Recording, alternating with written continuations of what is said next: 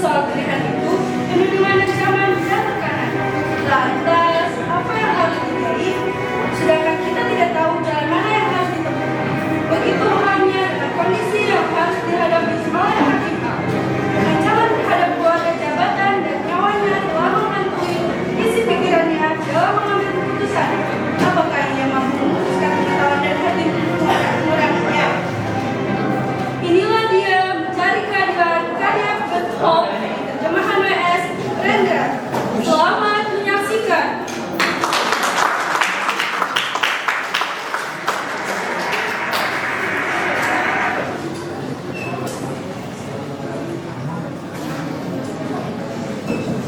Ya, masuk.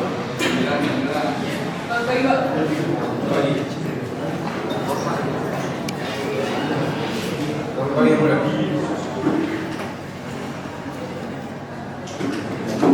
Selamat pagi juga. Saya memanggil Anda untuk membahas kasusnya dan kasus. Tapi laporan Anda terlalu singkat.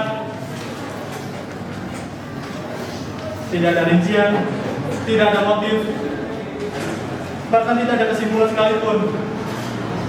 Saya tidak bisa membuka pengadilan tanpa menjelaskan yang lebih lanjut. Pada tanggal 2 Desember pada pukul 8 pagi ada dua anggota desa, Smith dan Kelly. Dia memiliki toko perasaan pun di jalan Redis dan melakukan kekerasan kepada pun dan menyebabkan kerugian sebesar 11 juta rupiah. Saya sudah membaca ini. Seumur hidup saya belum pernah melihat laporan yang seperti dengan ini. Tidak ada analisis yang lebih mendalam. Apa yang sudah terjadi? Anda ingin saya menindak perkara ini seperti ini? Berikan saya penjelasan yang lebih baik. Saya hanya menerima laporan yang saya sampaikan. Laporan ini sudah sesuai dengan prosedurnya yang mulia. Oh sudah, Anda beri saya prosedur yang meninggal. Sementara saya butuh kebenaran.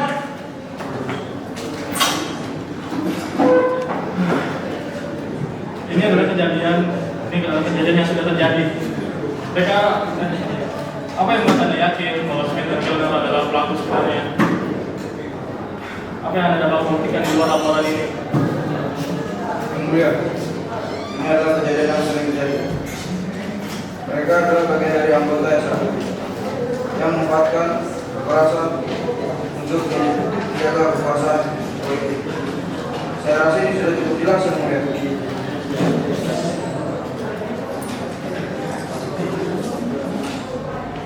Di bawah bayang-bayang ancaman yang menguatkan keretakan dalam sistem hukum yang ada, dalam bayang-bayang kekuasaan yang menekan, mencari kebenaran menjadi sebuah usaha yang hampir tak mungkin.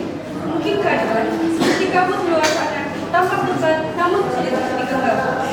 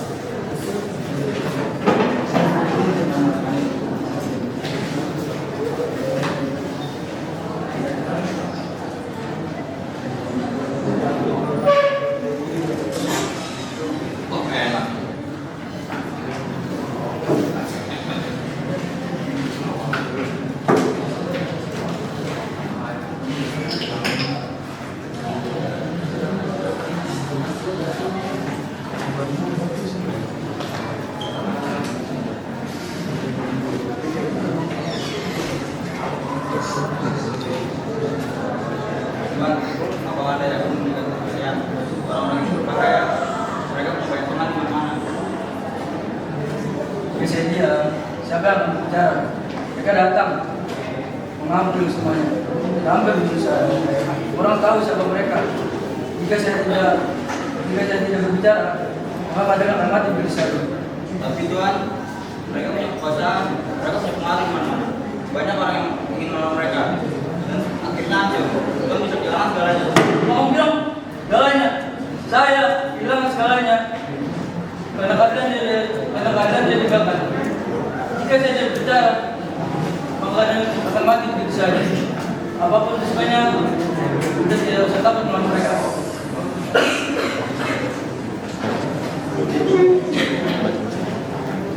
Di bawah belenggu ancaman selalu ada, keberanian seseorang seperti pun menjadi sedikit cahaya di tengah kegelapan yang pekat. Tapi apakah keberanian ini cukup untuk mengubah apa yang sudah terlanjur salah?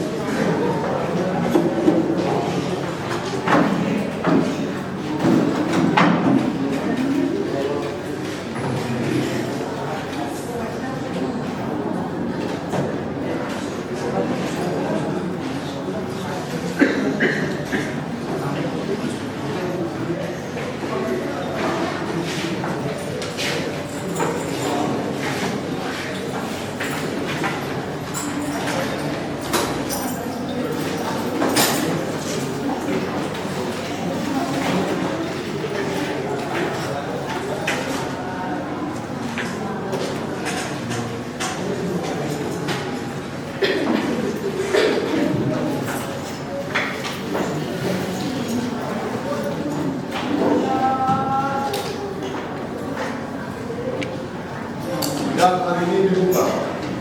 Jaksa silakan bacakan dakwaan Anda. Yang mulia, bahwa mereka para terdakwa Smith dan Gilman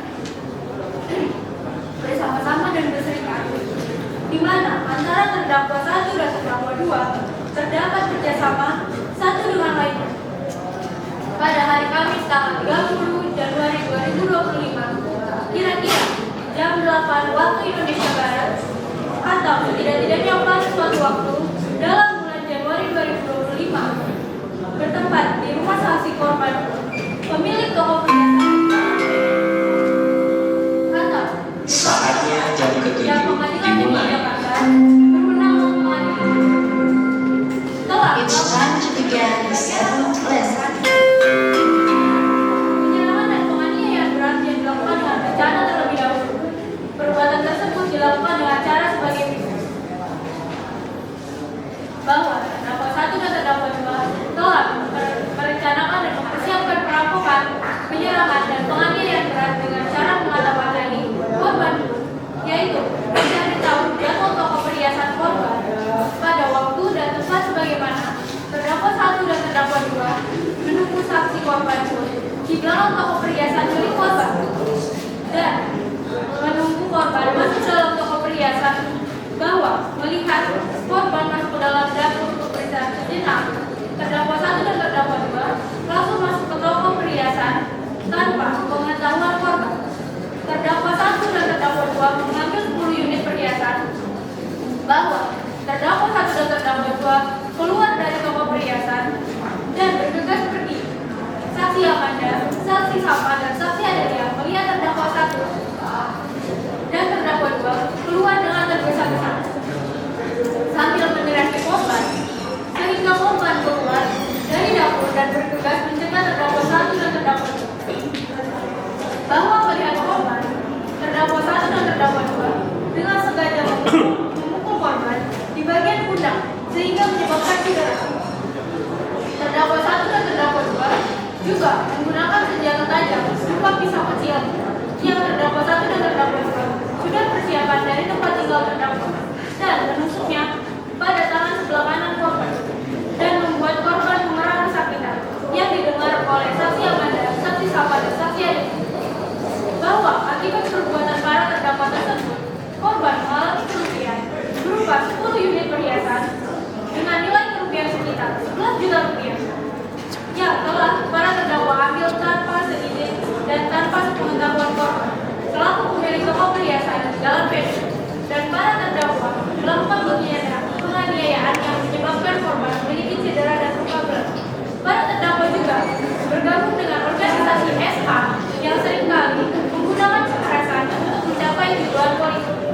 Perbuatan para terdakwa sebagaimana diatur dan diancam pidana pada pasal 468 Undang-Undang 1 2023 yang mengatur tentang penganiayaan berat yang mengakibatkan luka berat, pada pasal 365 mengatur tentang pencurian dan kekerasan, yaitu pencurian yang disertai dengan keras dan kekerasan atau ancaman kekerasan. Apakah kalian mengakui dan ini? Kami juga bertugas ini. Perlu dari konfirmasi. Kami ini menjalankan berita apa yang sudah disebutkan. Tugas. Apakah itu tugas mengajar kehidupan orang lain demi kepentingan pribadi dan kekuasaan? Kami hanya menjaga ketertiban yang mulia. Kami tidak bertanggung jawab atas kekerasan lain. Kami hanya menjaga ketertiban yang mulia. Kami tidak bertanggung jawab atas kekerasan orang lain terhadap kami. Kalau mereka melawan, itu urusan mereka. Cukup. Ini adalah ruang sidang, bukan untuk bercanda. Kami di sini untuk kebenaran, untuk bukan melawan kebohongan. Di ruang sidang ini, para terdakwa merasa aman dan terlindungi oleh kekuasaan yang mereka miliki. Mereka tahu bahwa dalam pertarungan ini mereka mempunyai kartu yang lebih kuat. Tapi bagi pun dan mereka yang berani berbicara, ini adalah pertarungan untuk keadilan yang hampir mustahil.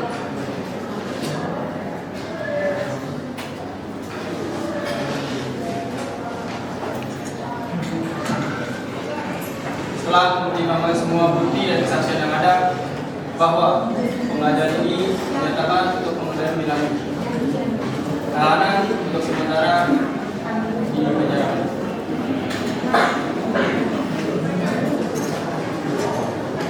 Dan tidak punya banyak bukti yang baik. Kami akan bebas untuk kita tahu.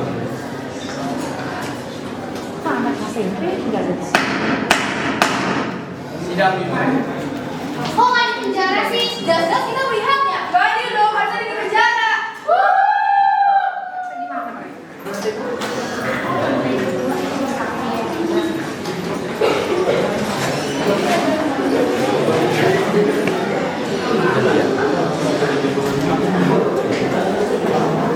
Keadilan terkadang seperti bayangan, terlihat dekat tetapi sulit dipegang. Di tengah kekuatan yang menekan, harapan tetap hidup dalam hati yang mereka berani melawan.